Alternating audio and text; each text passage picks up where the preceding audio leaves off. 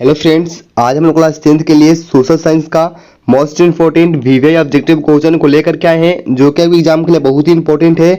और इस बार हमारा टारगेट है कि आप सभी इस बार एग्जाम में 400 प्लस नंबर को पार करें। इतना हमारा टारगेट है। और इस वीडियो में जितने ऑब्जेक्टिव क्वेश्चन है वो सभी क्वेश्चन वीवीआई है और आपके एग्जाम के लिए बहुत ही इंपॉर्टेंट है।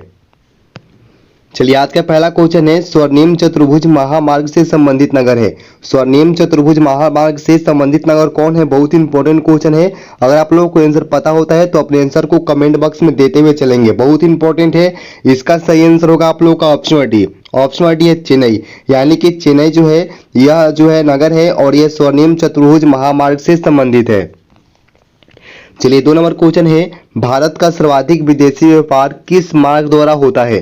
भारत का सर्वाधिक विदेशी व्यापार जो है किस मार्ग द्वारा होता है? बहुत ही इंपॉर्टेंट क्वेश्चन है और ये एग्जाम में बहुत ही आया है। इसका सही आंसर होगा आप लोगों का ऑप्शन सी। ऑप्शन सी है समुद्री मार्ग, यानी कि भारत का जो सर्वाधिक विदेशी व्यापार होता है वह समुद्री मार्ग द्वारा ही होता है। चलिए, 3 नंबर क्वेश्चन है, पक्की सड़कों की लंबाई की दृष्टि से प्रथम स्थान पर कौन राज्य है? पक्की सड़कों की लंबाई की दृष्टि से जो है भारत में प्रथम स्थान पर कौन सा राज्य है? ये भी इंपॉर्टेंट क्वेश्चन है। इसका सही आंसर हो जाएगा आप लोगों का ऑप्शन बी। ऑप्शन बी है महाराष्ट्र, यानी कि महाराष्ट्र जो है पक्की सड़कों की लंबाई की दृष्टि से यह भारत में प्रथम स्थान पे आता है। चलिए, 4 नंबर क्वेश्चन है, नागपुर सड़क योजना के अंतर्गत सड़कों को कितने भागों में बांटा गया है? नागपुर सड़क योजना के अंतर्गत जो है सड़कों को कितने भागों में बांटा गया है? इसका सही आंसर होगा आप लोगों का ऑप्शन बी। ऑप्शन बी है 6, यानी कि नागपुर सड़क योजना के अंतर्गत जो है सड़कों को 6 भागों में बांटा गया है। चलिए, 5 नंबर क्वेश्चन है, जूट उद्योग के सबसे अधिक कारखाने कहाँ मिलते हैं? जूट उद्योग के सबसे अधिक जो कारखाने हैं वो कहाँ पे मिलते हैं? ये भी इंपॉर्टेंट क्वेश्चन है। आप लोग अपने आंसर को देते हुए चलेंगे, इससे आप लोगों को ऑब्जेक्टिव क्वेश्चन जल्दी ही याद हो जाएगा। इसका सही आंसर हो जाएगा ऑप्शन डी।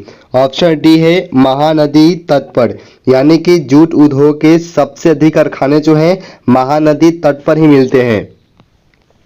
चलिए, 6 नंबर क्वेश्चन है, देश में कितने विशेष आर्थिक क्षेत्र विकसित हैं? देश में कितने विशेष आर्थिक क्षेत्र विकसित है? ये भी इंपॉर्टेंट क्वेश्चन है आप लोगों के लिए। इसका सही आंसर हो जाएगा आप लोगों का ऑप्शन ए। ऑप्शन ए है 10, यानी कि देश में 10 विशेष आर्थिक क्षेत्र विकसित हैं। चलिए, 7 नंबर क्वेश्चन है, स्वतंत्रता प्राप्ति के समय देश में सड़कों की कुल लंबाई कितनी थी? स्वतंत्रता प्राप्ति के समय जो है देश में सड़कों की कुल लंबाई कितनी थी? बहुत इंपॉर्टेंट क्वेश्चन है आप लोगों के लिए।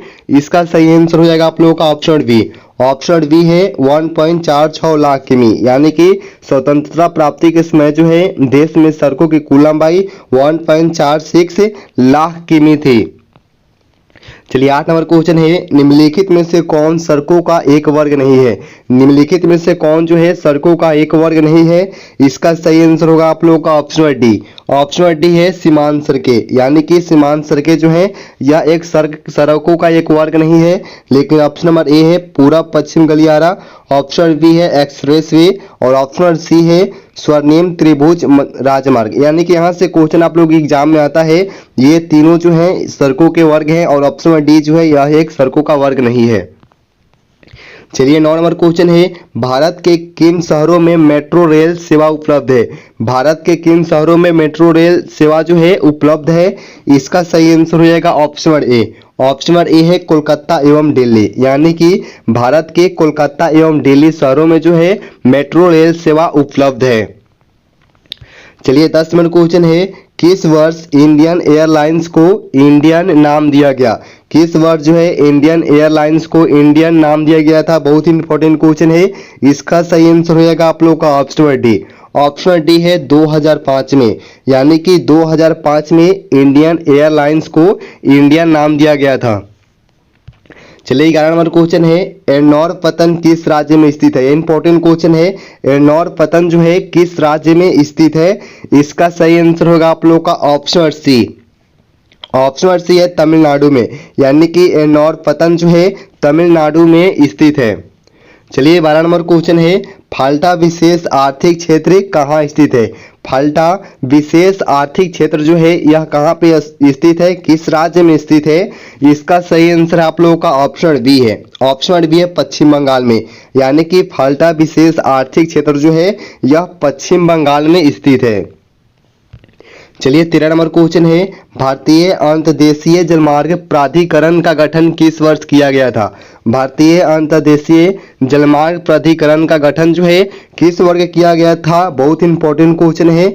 इसका सही आंसर है आप लोगों का option number A. Option A है 1986 में, यानी कि भारतीय अंतर्देशीय जलमार्ग प्राधिकरण का जो गठन है वह 1986 ईस्वी में किया गया था। चलिए 14 नंबर क्वेश्चन है, ये भी इंपॉर्टेंट है। देश में दूरदर्शन सेवा का आरंभ कब हुआ? देश में दूरदर्शन सेवा का जो आरंभ है वह कब किया गया था? इसका सही आंसर हो जाएगा ऑप्शन डी। ऑप्शन डी है 1959 में, यानी कि देश में दूरदर्शन सेवा का जो आरंभ है वह 1959 में किया गया था। 15 नंबर क्वेश्चन है, ऑल इंडिया रेडियो का नाम बदलकर आकाशवाणी किस वर्ष कर दिया गया था? ऑल इंडिया रेडियो का जो नाम है बदलकर आकाशवाणी किया गया था, तो इसका नाम किस वर्ष किया गया था? इसका सही आंसर हो जाएगा ऑप्शन ए। ऑप्शन ए है 1957 में, यानी कि 1957 में ऑल इंडिया रेडियो का नाम जो है बदल करके आकाशवाणी कर दिया गया था। ये भी बहुत ही इंपॉर्टेंट है क्वेश्चन। चलिए 16 नंबर क्वेश्चन है, भारत में डाक क्षेत्रों की कुल संख्या कितनी है? भारत में डाक क्षेत्रों की कुल संख्या कितनी है? ये बहुत ही इंपॉर्टेंट क्वेश्चन है। इसका सही आंसर है आप लोगों का ऑप्शन डी। ऑप्शन डी है 8, यानी कि भारत में डाक क्षेत्रों की कुल संख्या कितनी है? तो 8 है। चलिए 17 नंबर क्वेश्चन है, भारतीय अंतर्देशीय जलमार्ग प्राधिकरण किस वर्ष अस्तित्व में आया? भारतीय अंतर्देशीय जलमार्ग प्राधिकरण जो है किस वर्ष अस्तित्व में आया था? इसका सही आंसर हो जाएगा ऑप्शन डी। ऑप्शन डी है 1986 में, यानी कि 1986 में जो है भारतीय अंतर्देशीय जलमार्ग प्राधिकरण जो है वह अस्तित्व में आया था। चलिए 18 नंबर क्वेश्चन, भारत में कितने आकाशवाणी केंद्र हैं? ये इंपॉर्टेंट क्वेश्चन है। भारत में कितने आकाशवाणी केंद्र हैं? इसका सही आंसर हो जाएगा ऑप्शन सी। ऑप्शन सी है 200, यानी कि भारत में 200 आकाशवाणी केंद्र हैं। चलिए 19 नंबर क्वेश्चन, भारत में टेलीफोन सेवाएं कब आरंभ हुई? ये भी इंपॉर्टेंट क्वेश्चन। भारत में टेलीफोन सेवाएं जो है वह कब आरंभ हुई थी? इसका सही आंसर है आप लोगों का ऑप्शन बी। ऑप्शन बी है 1881 में, यानी कि भारत में जो है टेलीफोन सेवाएं जो है 1881 में प्रारंभ हुई थी। चलिए 20 नंबर क्वेश्चन है, ये भी बहुत इंपॉर्टेंट क्वेश्चन। इनमें कौन जो है व्यापारिक केंद्र गंगा नदी के तट पर स्थित नहीं है? यानी कि कौन व्यापारिक केंद्र जो है गंगा नदी के तट पर स्थित नहीं है? इसका सही आंसर है आप लोगों का ऑप्शन सी। ऑप्शन सी है जबलपुर, यानी कि जबलपुर एक व्यापारिक केंद्र है जो कि गंगा के तट पर स्थित नहीं है। और ऑप्शन डी है कानपुर, ऑप्शन बी है भागलपुर और ऑप्शन डी है वाराणसी। ये तीनों जो है ये व्यापारिक केंद्र हैं जो गंगा नदी के तट पर स्थित है। और ये आप लोगों का आज का लास्ट क्वेश्चन था। अगर आप लोग चैनल पर हैं तो चैनल को सब्सक्राइब कर लेंगे, वीडियो को लाइक करेंगे, अपने दोस्तों के साथ जितना हो सकता है उतना शेयर करें। वीडियो से रिलेटेड कोई भी डाउट हो, किसी भी क्वेश्चन में आप लोगों को डाउट रहता है तो आप लोग कमेंट बॉक्स में जाकर वहाँ पे आप लोग पूछ सकते हैं। मिलते हैं अगले वीडियो में, धन्यवाद।